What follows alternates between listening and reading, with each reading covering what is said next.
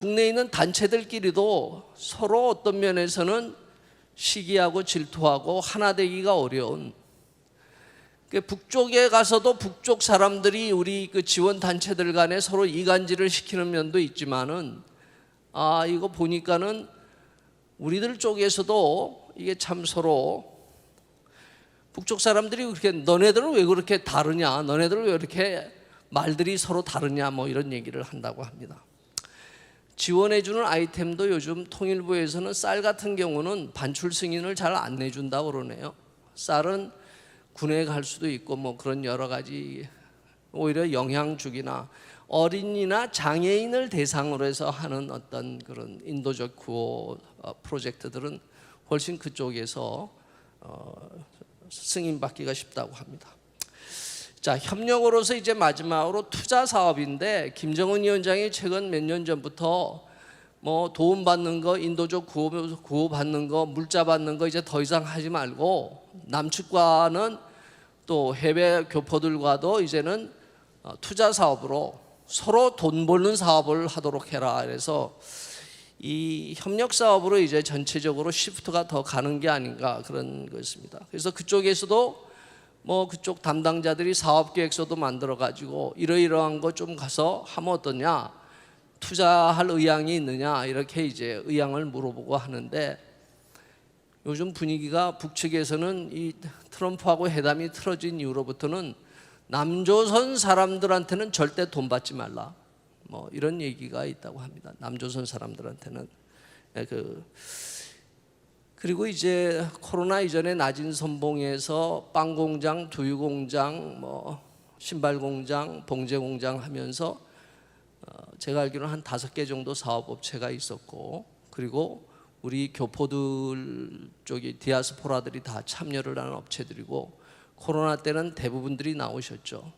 중국 업체들도 거기 한 100몇십 개 업체가 있는데 다 코로나 국경 봉쇄로 해서 나왔는데, 어쨌든 지금 다시 그 사업체를 운영을 하기 위해서 들어갈 준비들을 하고 계시는데, 북한에서의 하는 어떤 투자 사업과 구호 사업의 어디까지가 경계선이 투자고 어디까지나가 구호인가 하는 게 사실은 많이 적자를 보면서도 지속적으로 일자리와 소득을 내주기 위해서 하는 성격이 강하죠. 자, 어쨌든 사업 주최하는 입장에서는 사업성을 높이면서 지속 가능성을 유지하는 게 과제라고 보고요. 마지막으로 우리 신 선교사님은 아무리 그래도 북에서는 신뢰만 쌓으면 못할 것이 없다, 이렇게 말씀을 하시네요. 저 같은 사람도 북한 사람들과 신뢰를 쌓을 수 있을런지, 저는 이미 유튜브에 얼굴이 많이 팔린 것 같은데 저 같은 사람도 들어갈 수가 있는지 고민입니다. 이상으로 발제를 마치겠습니다.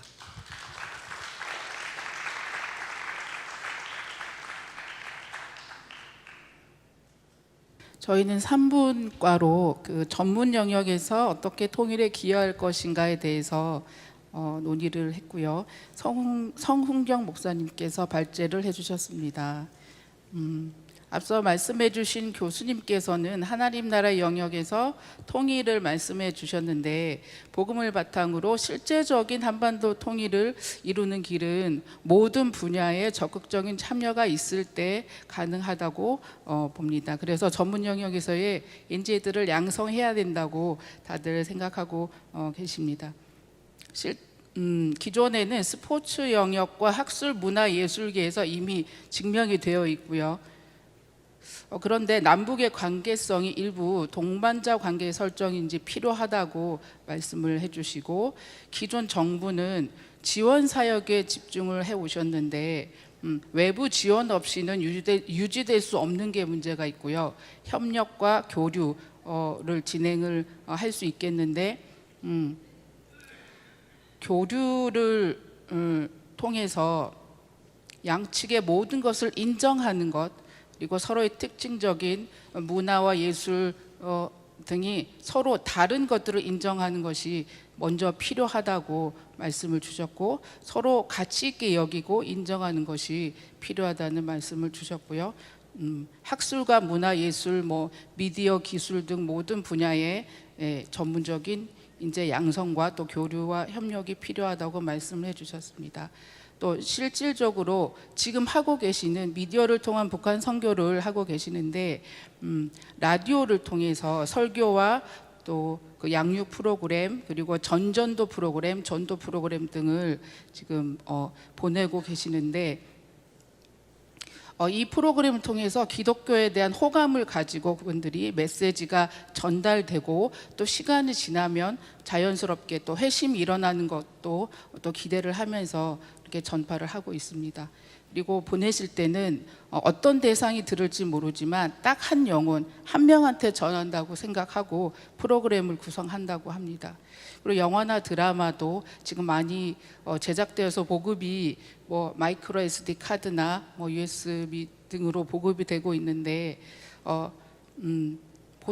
지금 보급되는 것 중에 뭐 영화나 드라마 중에 복음을 갑자기 전하는 이런 전략도 있지만 가능하면 기독교적인 가치관을 담은 영화나 드라마가 많이 만들어져서 이렇게 저절로 복음을 전달하는 것이 더 유익하다고 생각한다고 말씀을 주셨습니다.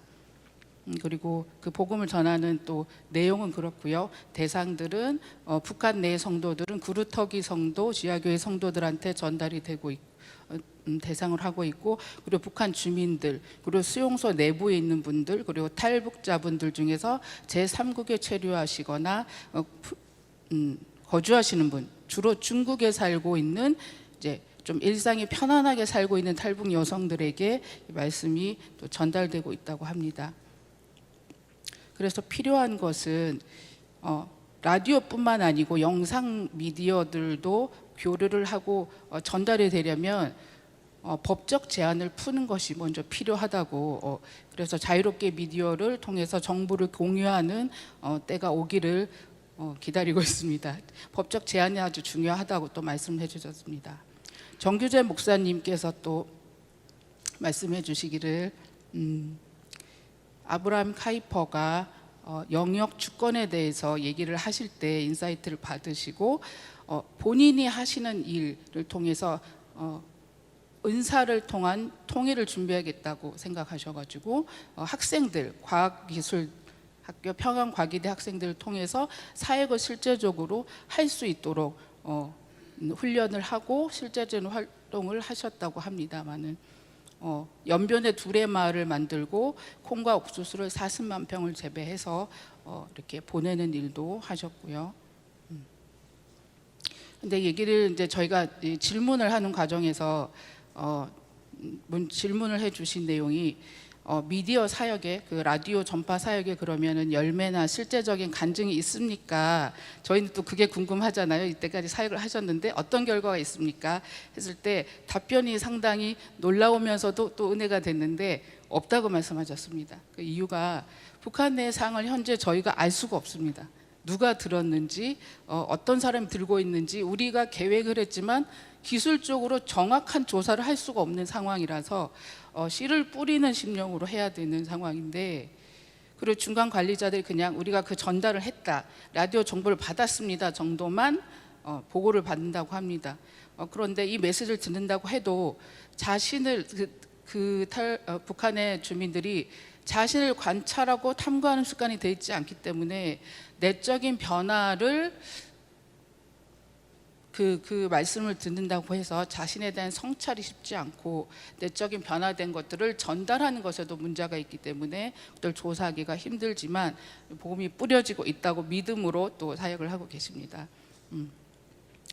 또 저희는 이제 도레미 교장 선생님께서 반석학교를 통해서 교육을 통한 또 협력을 통일을 준비하고 계시는데 교육 분야에서는 또 많은 준비가 돼 있다는 얘기를 들었습니다. 국어 교육책 통일 이후에 배포할 국어 교육책은 이미 만들어져 있고 실제적으로 전문가들이 많은 일들을 보이지 않는 곳에서 하고 있다고 말씀을 해주셨고요.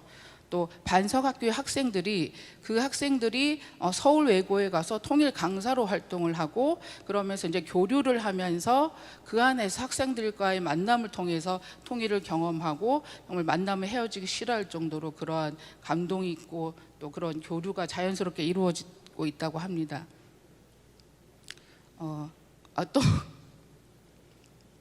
그렇습니다. 그리고 정규재 목사님께서는 또 전문으로 하시는 분야가 또 생태학이다 보니까 지금 현재 기후 재앙의 문제가 심각한데 이 분야에 대해서도 거룩한 창조 질서를 회복하고 이데올로기나 사상에 앞서지 않은 영혼을 보는 시각을 가지고 준비할 필요가 있다. 전문적으로 통일은 그 모든 그 하나님 영역에서 그 안에 속하고 있겠지만은 하나님 나라의 창조 질서의 회복이 필요하다고 말씀을 주셨고요. 진리는 변함이 없지만 진리를 담는 그릇은 시대에 맞게 옷을 입히는 게 중요하다는 말씀도 해주셨습니다. 그리고 또 반석학교에서 또 좋은 간증을 사례를 또 말씀해 주셨는데요. 반석학교에 졸업을 한 그 탈북 학생들이 자발적으로 장학회를 만들어서 생활비를 모아서 10명에서 11명밖에 되지 않는데 그 아이들이 장학회를 만들어서 장학금을 주고 있다고 합니다. 지금 스스로 선한 영향을 주고 싶어하는 그런 아이들로 자라나고 있다고 합니다.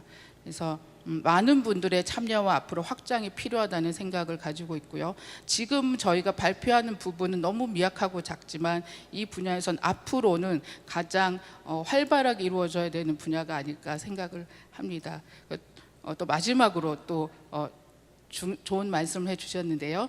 통일 선교가 풍향을 타지 말고 복음을 타고 하자. 그리고 반석학교 선생님이 말씀하시기를 어떤 좋은 프로그램들보다도 하나님 사랑으로 순전한 마음으로 아이들을 가르칠 때 그것이 영향이 있었고 그것이 그 사랑의 아이들을 바꿀 수 있었다라고 또 얘기를 해주셨습니다. 그래서 저희도 하나님 사랑으로 순전한 마음을 가지고 지금 살아가야지 통일을 이룰 수 있다고 또 말씀해 주셨고요. 또 우리가 탈북민들을 보는 시각이 또 바뀌어야 되는데 고향만 다른 그냥 한국 시민으로 인정하면서 전문 경영인을 키우고 또 교육 분야 또 여러 각 분야의 전문가들을 또 키워야 된다고 또 논의를 했습니다. 이상입니다.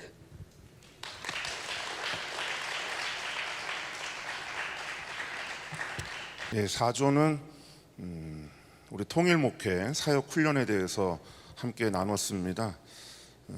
통일 소망 선교회 대표이시고 열방샘교회 담임이신 우리 이빌린 목사님께서 기조 발제를 해주셨는데요. 우선은 이제 탈북민이 누구인가라고 하는 인식의 중요함을 이야기하셨습니다. 그래서 남한에 들어와서 한국 국적을 가지고 살아가는 북한이 고향인 사람을 이야기를 하고 있는데 그들이 남한 사회에서 북한 사회의 문화를 소개하는 역할과 또 남한의 자유민주주의의 가치가 어떠한지를 북한에 알릴 수 있는 허브의 역할을 그리고 이 남과 북을 동시에 경험하였기에 통일의 가교적 역할을 잘 할 수 있다. 그리고 한국 교회와 디아스포라 교회에 북한의 복음을 더 잘 전할 수 있는 북한 선교의 매개체이고 통일 선교의 동역자라고 하는 이러한 전제 속에서 그렇다면 이제 통일 선교와 통일 목회는 과연 무엇인가라고 하는 이야기를 하셨습니다. 그래서 먼저는 통일 선교에 이제 탈북민과 직접적인 사역과 관련된 내용들이 진행되었던 것들 그리고 그렇진 않지만 또 한국 교회 안에서 또 디아스포라 교회 안에서 그 일들을 감당해가는 통일 목회에 대해서 그 필요성들을 이야기를 해주셨습니다. 그래서 이 탈북민들이 신앙에 정착을 해야 되는 여러 가지 요인들을 이제 말씀을 하시고 그 부분에 대해서 저희가 이제 이야기한 가장 중심적인 것은 먼저 이제 그들이 이제 탈북민 34,000명 중에 뭐 어느 통계 단체에서는 뭐 한 40% 정도가 기독교를 믿는다라고 하면서 근데 실제 우리 이빌리 목사님께서 체감하는 것은 약 15% 이상의 사람들이 교회를 출석하고 있다 이렇게 현실적인 부분들을 말씀을 하셨는데 탈북한 이후에 어떻게 신앙을 접하게 되었고 또 그 신앙을 또 한국과 또 디아스포라 교회에서 어떻게 계속 유지해 가는 것인가 거기에는 거듭남의 역사가 가장 중요하다라고 하는 이야기들을 많은 분들이 하셨습니다. 하나님의 초월적인 역사하심 그래서 인생의 방황은 예수님을 만나서 끝나게 되고 또 신앙의 방황은 성령님을 통해서 끝나게 된다라고 하는 이 중요한 이 탈북민 회심에 저희가 포커스를 맞추면서 이들이 복음에 대해서 마음이 열려야 되는데 북한에서 이제 김일성 우상화 교육을 받던 그들이 하나님과 그 상황들을 매칭시키면서 거부할 수 있는 여러 상황들을 어떻게 우리가 극복해 가야 될 것인가 라고 하는 이야기를 할 때 가장 먼저 관계에 대한 이야기를 우리가 하게 되었습니다. 그들이 가지고 있는 여러 가지 아픔과 상처들을 예수 그리스도의 사랑으로 보듬어 가는 것, 또 이를 위해서 한국 교회와 디아스포라 교회는 이제 그 탈북민들이 앞으로 귀한 선교의 도구로 사용될 터인데 그들을 위해서 우리가 일방적으로 가르치거나 일방적으로 어떤 메시지를 전하는 것보다 그들의 이야기를 듣고 또 그들의 마음을 헤아려 주면서 하나님의 사랑을 이루어가는 것이 중요하다고 하는 것을 이야기를 했습니다. 그리고 교회는 그런 탈북 민들과 여러 가지 통일 목회에 대해서 또 통일 선교 목회까지 나아가는 그 방향들을 여러 가지 제약과 어려움이 있지만 부딪혀야 되고 또 기본 성도들과 또 다음 세대들이 그것을 경험할 수 있는 것이 중요하다라고 하는 이야기를 함께 나눴습니다. 그리고 이렇게 함께 모여서 지금 서밋을 하는 이런 상황들처럼 우리가 미처 알지 못했던 다른 부분들을 이런 자리를 통해서 같이 공유하게 되고 이런 사역의 네트워크 현장을 통해서 그런 다양한 사역들을 각 교회에 접목할 수 있는, 그래서 그것이 더 확장되어서 탈북민과 또 북한 선교 사역의 확장을 이루어갈 수 있다라고 하는 이야기들을 저희가 같이 나누고 이야기를 했습니다. 그래서 우리 이빌리 목사님께서 말씀하신 이 통일 목회 그리고 그것을 위한 사역 훈련들을 교회 내에서 또 나부터 시작해야 된다라고 하는 것, 그리고 나에게 주신 달란트를 통해서 작지만 구체적으로 쓰임 받을 수 있다라고 하는 그런 의견들을 함께 공유하게 되었습니다. 그러면서 마치는 것은 저희가 정해진 시간 7분 안에 약속을 지키는 것이 탈북민에게 신뢰를 주는 것이고 저희는 5분에 끝났습니다. 감사합니다.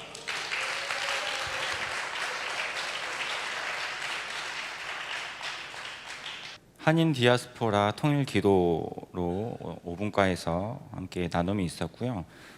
미주 주빌리 사무총장이신 우리 임현수 목사님께서 어떻게 하면 더 많은 분들이 함께 기도에 동참할 수 있을까라는 고민으로 함께 발제를 해주셨는데 4가지 내용으로 발제를 해주셨습니다. 첫 번째는 궁일의 마음과 구령의 열정이 기초가 되어야 많은 분들이 함께 기도할 수 있다. 두 번째는 하나님의 섭리에 대한 신뢰가 있어야 시작한 기도가 끝까지 지속될 수 있다. 세 번째는 그리스도 안에서 한 지체임을 기억하고 연합해야 더 함께 끝까지 기도할 수 있다. 이렇게 이야기를 해주셨고요. 기도 가운데 방해가 있고 어려움들이 많이 있을 때에 인내하고 헌신하는 것이 기도를 마무리할 수 있는 힘이 된다. 이렇게 발제를 해주셨습니다.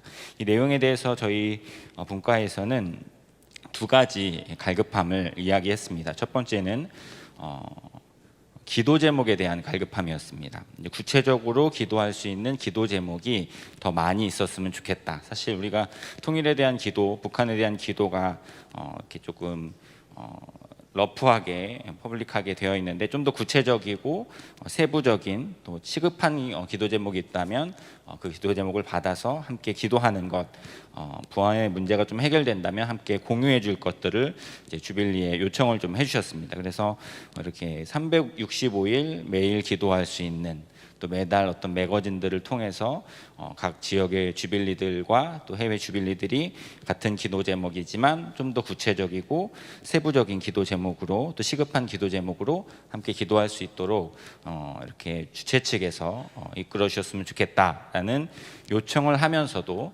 각 지역과 또 해외 주빌리에서 자체적으로 이런 상황들에 민감하게 반응하고 기도하면서 기도 제목들을 함께 만들고 함께 나누는 일들을 하겠다는 다짐을 하게 되었습니다. 두 번째 갈급함은 다음 세대에 대한 갈급함이었습니다. 우리가 우리만 기도하는 것으로 끝나는 것이 아니라 우리 다음 세대들이 함께 이 기도에 동참할 것들에 대해서 갈급함을 함께 나누었고요. 사실 다음 세대에 대한 걱정은 세계 교회가 걱정하고 있고 또 세계 교회가 함께 숙제로 가지고 있는 부분이라고 생각이 됩니다. 우리 주빌리에서는 이제 다음 세대들을 위해서 주니어 주빌리와 청년 주빌리를 주최 측에서 운영하고 있는데 이 부분에 우리 모두가 함께 참석하고 참여하고 동참할 것을 다짐하고 그러면서도 이렇게 주최 측만 바라볼 것이 아니라 또 각 지역의 주빌리들과 또 해외 주빌리들이 자체적으로 또 자생적으로 이런 주니어 주빌리와 청년 주빌리들을 만들어서 함께 기도하는 사역들을 이렇게 이어나갈 수 있도록 하겠다라는 다짐들을 하였습니다. 마지막으로 저희가 함께 이런 이야기들을 나누면서 이렇게 한숨을 쉬며 한탄했던 내용과 함께 소망을 나누는 것으로 마무리를 하겠습니다.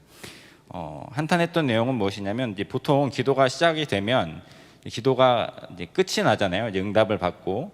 근데 이제 통일과 북한에 대한 기도는 시작은 했는데 끝이 나지 않아서 답답함과 한숨과 한탄을 함께 나누게 되었습니다. 그러면서도 우리가 함께 소망을 나누게 된 것은 이 기도를 우리가 끝내자.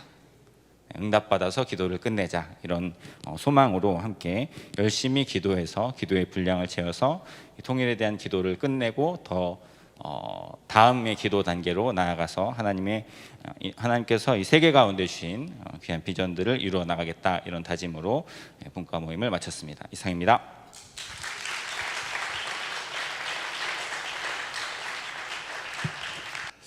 저희가 다음 세대이지 않습니까? 통일이라는 주제를 저희 분과에 주셨더라고요. 다른 주제는 통일 기도 또는 무슨 다른 주제인데 저희만큼은 다음 세대와 통일 제일 어려운 주제를 주셨는데 이 시간 우리가 졸립기도 하니까 한번 따라서 한번 주시면 좋겠습니다. 여러분은 됩니다만 하시면 되겠습니다. 다음 세대 통일 교회 우리도 됩니다. 할렐루야. 된다라고 하는 것을 오늘 강의를 통해서 저희들이 확인할 수 있었습니다. 특히 저희들이 다음 세대잖아요. 다음 세대는 좀 재밌어야 될 것 같아요. 그래서 혹시 이거 끝나고 소문이 돌지 모르는데 다음 세대는 퍼나야 되는구나, 즐거워야 되구나, 그렇게 이해를 해주시면 될 것 같습니다. 무엇보다도 우리 송은 교수님께서 다음 세대에 대한 가능성들을 여러 가지로 제시를 해주셨어요. 보니까 기조발제를 하신 분 중에서 교수님은 저희 팀밖에 없더라고요. 그만큼 중요하기 때문에 아마 할애를 해주시지 않았을까 싶은데요. 좀 이따 말씀드리겠지만 여러 가지 다양한 방안을 제시해 주셨어요. 그리고 다음 세대 학교 교육을 책임지는 이사장님도 계셨고 또 학교를 직접 운영하신 분들도 계셔서 무엇보다도 이 다음 세대에 대한 것을 현장에서 느끼시는 그런 얘기를 해주셨습니다. 평창 올림픽을 잘 아시죠? 지금 한 5년 전인가요? 근데 이제 그 당시 때 남북이 같은 팀을 젊은이들이 묶었지 않습니까? 우리 교수님께서 그 얘기를 해주시면서 그 당시 때 남한 안에서도 많은 얘기들이 있었잖아요. 근데 놀라운 것은 그 모임을 마치고 나서 우리나라 남한 선수들한테 그 경험을 물었더니만 굉장히 긍정적이었다는 거예요. 우리가 생각했을 때는 무슨 하키팀인가 하면서 욕을 많이 얻어먹었잖아요.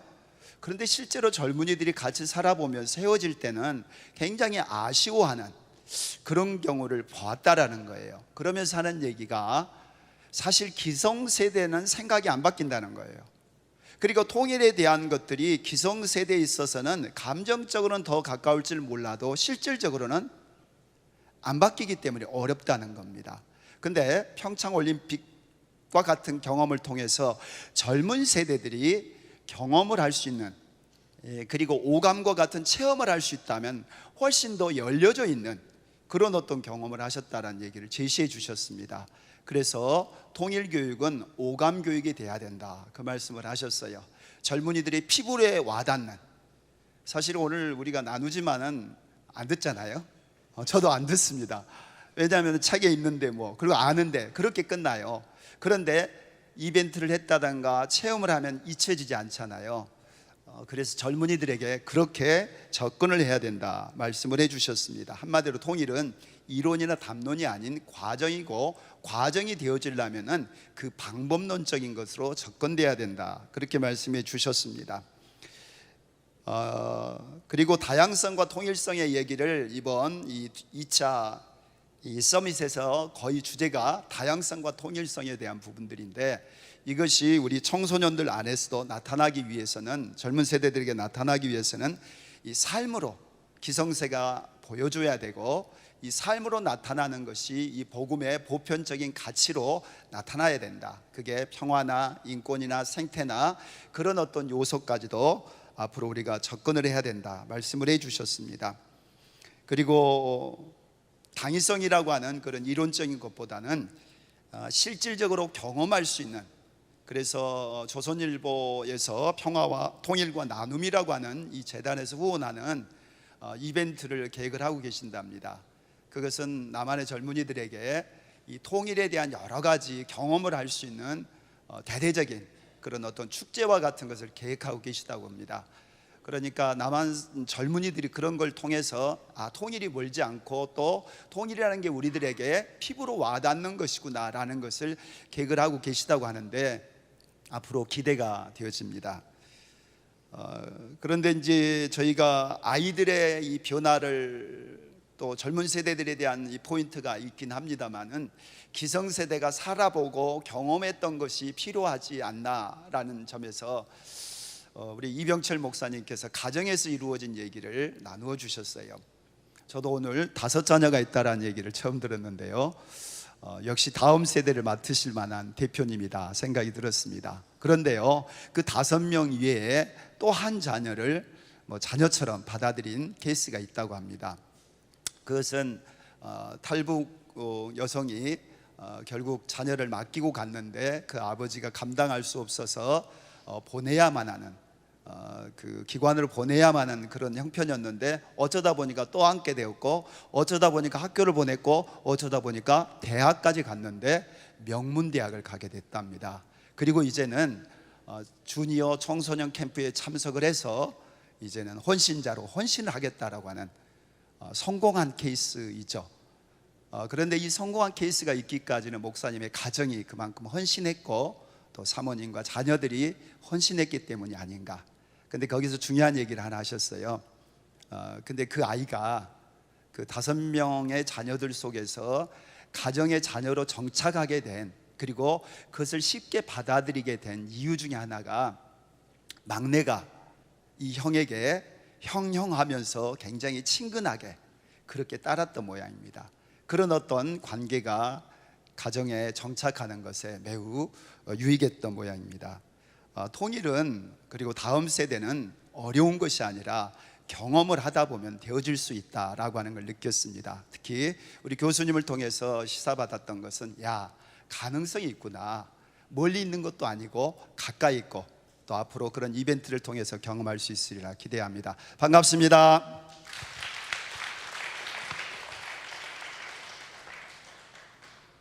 하나님 아버지, 저희를 가슴 벅찬 은혜와 감격이 있는 시애틀 통일 선교 서밋으로 불러주셔서 감사합니다.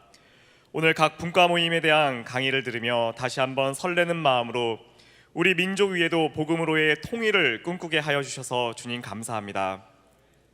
지금은 저 북녘 땅이 꽁꽁 묶여 있는 것 같고 어두움이 그 지역을 뒤엎은 것 같지만, 우리가 마음을 모아 함께 연합하며 한 마음으로 기도하며 사랑으로 섬길 때 저 차가운 북녘 땅에도 다시 한번 뜨거운 하나님의 은혜와 사랑과 복음의 파도가 전해질 것을 믿습니다. 특별히 하나님, 우리의 다음 세대가 복음과 통일에 대한 열정을 갖게 하여 주시옵소서. 젊은 청년들이, 신학생들이, 젊은 목회자들이 복음 통일에 대한 하나님의 꿈과 비전을 보게 하여 주시옵소서. 처음에는 힘들어도 결국에는 통일이 그들에게 손해가 아니라, 무거운 짐이 아니라 우리 민족이 다시 한번 재도약하고 살아나는 기회가 될 수 있음을 알게 하여 주시옵소서. 북한 땅에 다시 한번 하나님의 은혜를 부어주시고 성령을 부어주시고 부흥을 주시옵소서. 그 부흥으로 인하여 다시 한번 우리 민족의 교회가 살아나고 일어나는 놀라운 기회가 되게 하여 주시옵소서. 믿음은 바라는 것들의 실상이요 보지 못하는 것들의 증거라고 말씀하셨사오니 우리가 믿음의 눈으로 북한 땅을 바라보게 하옵소서. 남한의 그리스도인들이 남한으로 내려온 북한 동포들과 그 자녀들을 따뜻한 사랑으로 품고 섬겨 그들의 마음을 위로하고 그들의 상처를 싸매며 그들과 함께 북녘 땅에 다시 올라가 북한의 곳곳을 다니며 그리스도의 사랑으로 섬기고 병원과 학교와 교회를 세우며 예수 그리스도를 증거하는 놀라운 역사가 있게 하여 주시옵소서. 그리하여 흑암에 앉은 백성이 큰 빛을 보았고 사망의 땅과 그늘에 앉은 자들에게 빛이 비추었더라는 하나님의 말씀이 그대로 저 북한 땅에 성취되게 하여 주시옵소서. 예수님의 이름으로 기도하옵나이다. 아멘.